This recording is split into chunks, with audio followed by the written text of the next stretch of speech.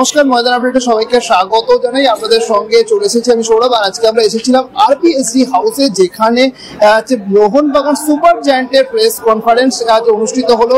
ঠিক ডুরান্ডে খেলতে নামছে মোহনবাগান সুপার জায়ান্ট। ইতিমধ্যে একটা ম্যাচ কিন্তু ডাউনটাউনের সঙ্গে তারা জিতেছে, কিন্তু দ্বিতীয় ম্যাচে খেলতে নামছে নয়া কোচ অর্থাৎ হোসে মলিনার যে প্রশিক্ষণে তাদের সেকেন্ড ম্যাচ খেলতে নামছে ডুরান্ডে। এবং তার আগে কিন্তু আজকে প্রেস কনফারেন্স করা হলো, যেখানে সঞ্জীব গোয়েঙ্কা ছিলেন, মলিনা ছিলেন এবং একই সঙ্গে যে অস্ট্রেলীয় এ লিগে 5 বারের সোনার বুট জয়ী এবং বিশ্বকাপার জেমি ম্যাকলারেন তারা ছিলেন। এবং আজকে প্রেস কনফারেন্স হলো এবং প্রেস কনফারেন্সে বেশ কয়েকটা গুরুত্বপূর্ণ বিষয় কিন্তু উঠে এলো।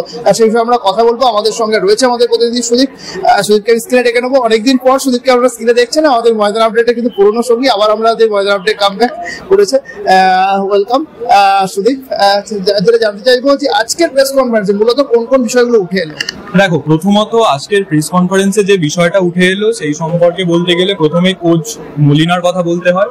তিনি 2016 মরশুমে এটিকের হয়ে কোচিং করিয়েছেন এবং এখন কোচিং করাচ্ছেন মোহনবাগানের হয়ে। এবং মোহনবাগানের হয়ে যে কোচিং করানোর ব্যাপারটা সেটা তাকে জিজ্ঞাসা করা হলে তিনি কিন্তু বলছে যে এটিকের সময় যে এটা চাপটা সমর্থকদের ছিল তার থেকেও অনেক বেশি চাপ কিন্তু মোহনবাগানের ক্ষেত্রে থাকতে চলেছে। সেটা কিন্তু তারা গতকাল অর্থাৎ 29 জুলাই যে প্রোগ্রাম ছিল সেখানেই তারা বুঝতে পেরেছে। আর জেমি ম্যাকলারেনকে ডার্বি নিয়ে প্রশ্ন করা হলে জেমি ম্যাকলারেন বলেন যে আমি এশিয়ার সমস্ত ডার্বি দেখেছি, কিন্তু কলকাতা ডার্বির একটা মাহাত্ম্য রয়েছে। কলকাতা ডার্বি কিন্তু এশিয়ার মধ্যে সেরা। এশিয়া কি তিনি বলতে চাইলেন কিন্তু পৃথিবীর মধ্যে কলকাতা ডার্বি সেরা, যেখানে 60,000 দর্শক, একদিকে 30,000 অন্যদিকে 30,000। কোনো 30,000 হয়তো মুখে হাসি নিয়ে বাড়ি ফিরছে আর কোনো 30,000 দর্শক হয়তো মুখ ছোট করে বাড়ি ফিরছে। জেমি ম্যাকলারেন বললেন যে আমরা রয়েছি এইবারে ডার্বিতে, ডুরান্ডের ডার্বিতে অবশ্যই একটা ভালো ফল দেওয়ার চেষ্টা করব আমাদের সমর্থকদের, এবং চেষ্টা করব যাতে আমাদের সমর্থকরা আমাদেরকে সাপোর্ট করে। এবং একটা বিষয় আমি জানতে চাইবো যে আনোয়ার আলীকে নিয়েও কিন্তু একটা সাংবাদিক সম্মেলনে প্রশ্ন উঠেছিল, আনোয়ার আলী কি মোহনবাগানে আসছেন এখন, সেটা নিয়েও কিন্তু একটা সঞ্জীব গোয়েঙ্কাকে কিন্তু জানতে চাওয়া হয়েছিল। কার্যত তিনি বিষয়টা অনেকটা এড়িয়ে যাওয়ার চেষ্টা করলেন। কি বললেন ঠিক একটু বলো। দেখো, আনোয়ার আলী সম্পর্কে যখন সঞ্জীব গোয়েঙ্কাকে প্রশ্ন করা হয় তখন তিনি বলেন যে মোহনবাগানে খেলতে গেলে মোহনবাগানের আবেগটাকে বোঝা দরকার। এখানে কিন্তু একটা ক্লাবের জন্য খেলা হচ্ছে না, এখানে লাখ লাখ মানুষের আবেগ জড়িয়ে আছে, আবেগটাকে প্লেয়ারদের বুঝতে হবে। আরো একটা কথা তিনি বললেন যে মোহনবাগানের সঙ্গে কিন্তু আনোয়ার আলীর সম্পর্ক যথেষ্ট ভালো। আর আনোয়ার আলী এর আগের বারের সিজনে যে খেলেছে সেটা কিন্তু দুর্দান্ত খেলেছে এবং মোহনবাগান চায় যাতে আনোয়ার আলী থাকুক। কিন্তু এর পরের ব্যাপারটা অর্থাৎ তিনি 2 আগস্ট প্লেয়ার কমিটির উপরেই ছেড়ে দিলেন। It's the same for each one of us. Mohanbagan is an emotion. It's just not a club. It's an institution. So when you represent Mohanbagan, you represent much more than a club. That's the first point. We have this time 3 World Cuppers in our team, which I don't think any other team in the league has. Point number 2. Point number 3. Anwar is somebody I'm very fond of. He's a sweet kid. But I'm not going to share the club stand in a press conference, particularly when the matter is in front of the players committee. It's for them to take the call. It's for us to abide by it. We are Mohanbagan. We are dignified. We are decent. And we do not react to provocation.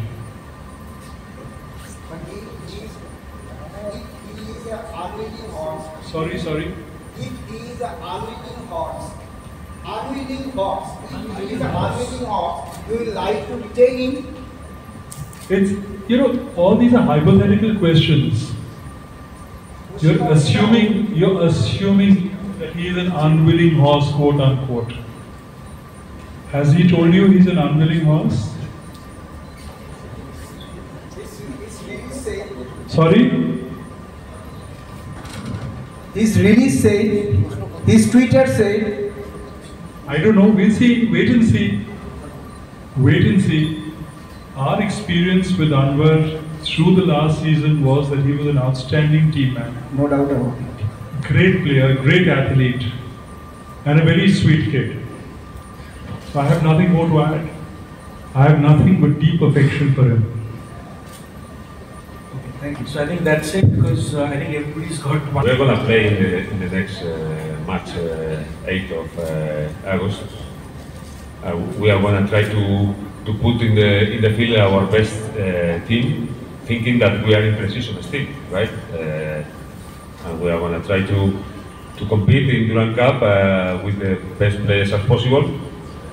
Again, thinking that we are in precision. You just started a few days ago, and trying to compete and trying to, of course, how I told you before, and everybody is telling, we have to look for the victory in every match we are going to play to defend Mohun Bagan, right? Whether it's myself, Jason, Dimmy, or even other teammates to score goals. We want to entertain, obviously, the owner, but he knows the team that he has put together is a fantastic squad. I've only trained once, but I'm very impressed, and I know that this team will create chances, and in the end, there's a lot of cups and a lot of trophies to play for, and just exactly like the coach said, we are going to try and compete for every single one. We're not taking anyone too seriously. We're going to actually take each game as it comes, but we're always going to aim to win the game and play to win. So I'm looking forward to this, and like I said, the training from now on, I'm ready to go full steam ahead and get myself fit and ready to score and celebrate in front of our fans, because that's what I've been looking forward to.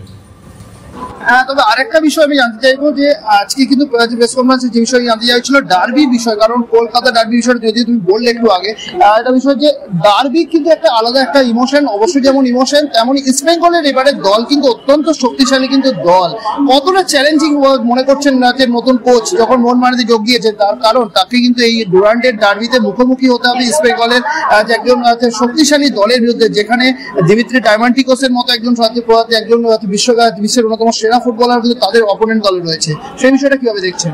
দেখো, coach বলছে তিনি কিন্তু সব ম্যাচকে সমানভাবে গুরুত্ব দিচ্ছেন। প্রথম ম্যাচে হয়তো তিনি ছিলেন না, তিনি প্লেয়ারদেরকেও একসাথে পাননি, কিন্তু দ্বিতীয় ম্যাচে তিনি থাকছেন এবং প্লেয়াররাও থাকছেন। তিনি বলছেন শুধুমাত্র এসিএল টুর্নামেন্টের উপরেই জোর না, তার সাথে সাথে ডুরান্ড কাপেও কিন্তু জোর দিতে হবে, কারণ ডুরান্ড কাপ হচ্ছে এখানে প্লেয়ারদের একটা দেখে নেওয়ার সুযোগ পাচ্ছে কোচ, যে কোন প্লেয়ার কেমন অবস্থায় রয়েছেন, কোন প্লেয়ার ঠিক কেমন পরিস্থিতিতে রয়েছে।